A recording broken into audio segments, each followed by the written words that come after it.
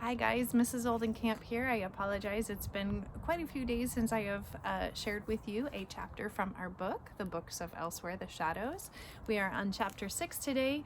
With the weather being so nice and lovely and sunny, I decided to record this video for you in my backyard.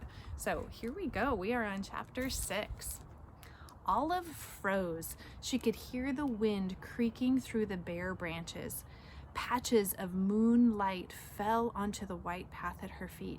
The gravel on the path poked sharply through her favorite stripy blue socks. She looked over her shoulder. Behind her, a frame floated in mid-air, holding a smallish painting of the upstairs hallway.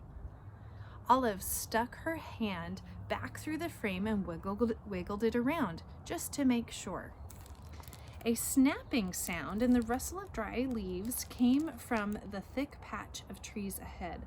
Looking back once or twice at the glowing square of hallway, Olive set off along the path. At first she went cautiously, but soon her heart settled into an excited beat, like a snare drum in a marching band. Olive almost giggled out loud. It was the kind of giggle someone makes when she is playing hide and seek and none of the other kids can find her, even though they walked past her hiding spot 4 times. High over Olive's head, black branches rattled. The full moon in its oily navy sky tossed bony shadows over the path. "Hello?" Olive called. "I know you're here." There was a rustle from a cluster of shrubs some distance off the path to the right. "I'm not going to hurt you," she promised, moving closer. The shrubs gave a terrified shriek. "You can come out," she whispered. "Really?" The shrubs were quiet. Olive stepped forward and pushed apart their prickly branches. A little white figure inside gave another squeak and rolled itself into a ball. "Look," said Olive. "I'm not anything to be scared of." "Oh," the ball said, and began to unroll itself. When it had unrolled completely, Olive saw it was actually a boy with a large round face and a very small body hidden in a white nightshirt that was several inches too long. From the top of his round head, pale hair tufted in all different directions. He looked a bit like a tiny, unthreatening scarecrow, the kind that birds end up using as a convenient perch. "I'm Olive." "I'm Morton." The scarecrow held out a small, grubby hand. Olive shook it solemnly. "Are you lost?" she asked. Morton slowly shook his head. "No, he brought me here, and then I couldn't get out." "Who brought you here?" "The bad man," Morton whispered. "What do you mean, the bad man?" Morton squinted up at Olive, his round face catching a beam of moonlight. "Everybody knows the bad man." "Do you mean the boogeyman?" asked Olive. "Because he's only in your imagination, you know." Morton shook his head so hard he almost fell down. "Everybody knows him." He looked up at Olive reproachfully. Olive sighed. "Well, I don't know what you're talking about, so why don't you tell me?" Morton crossed his arms over his baggy white nightshirt. "I was in my bed," he said very slowly, as if Olive might not understand simple sentences. "And then I heard him." "The bad man?" Olive interrupted.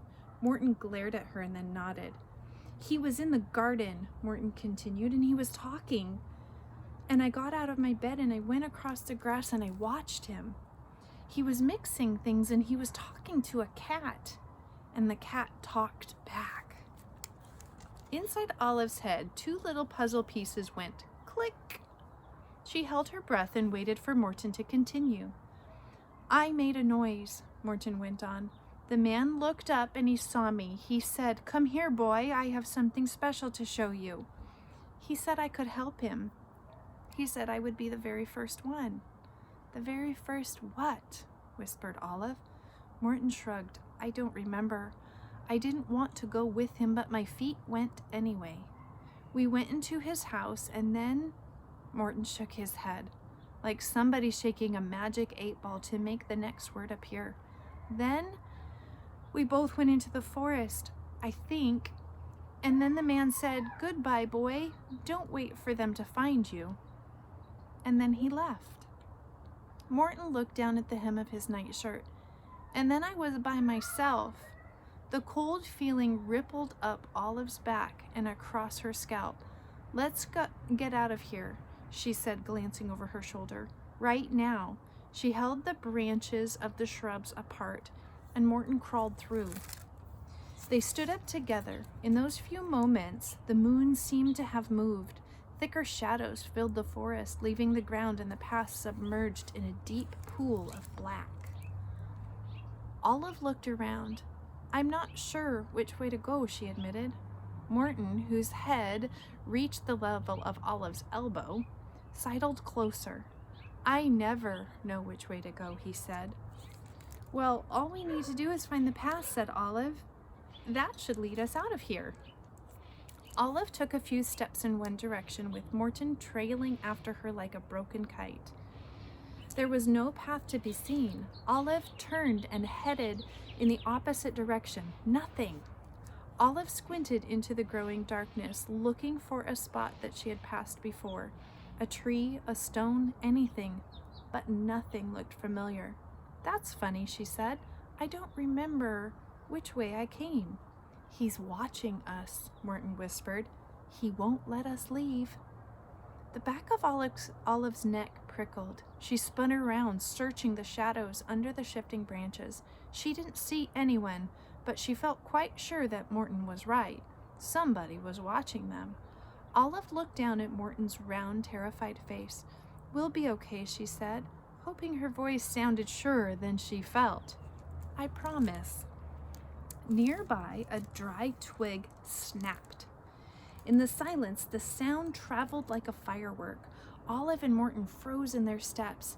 There was another sound, the rustle of something moving through the underbrush. Olive crouched, pulling Morton close, keeping her eyes wide. In the shadows, she saw the glitter of something green. "Horatio? Is that you?" she whispered. A furry shape with green eyes emerged from the darkness. It paused, looking at Morton and then at Olive. Finally, it gave a long, aggravated sigh.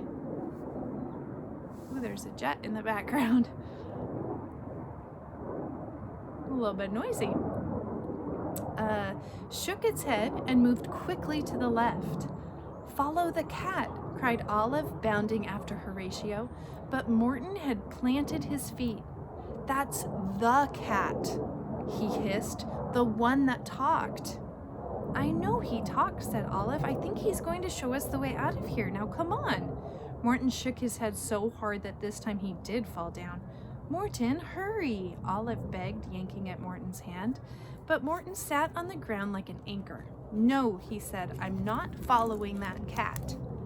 His name is Horatio, and he said he would be keeping an eye on me. He's trying to help us. Get up.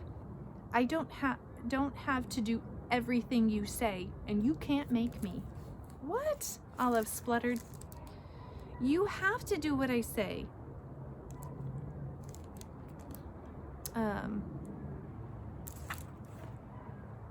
Oh, sorry, I lost my place. "What?" Olive spluttered. "You have to do what I say, because I'm the boy." Olive dropped Morton's hand and put her fist on her hips. "How old are you?" 9.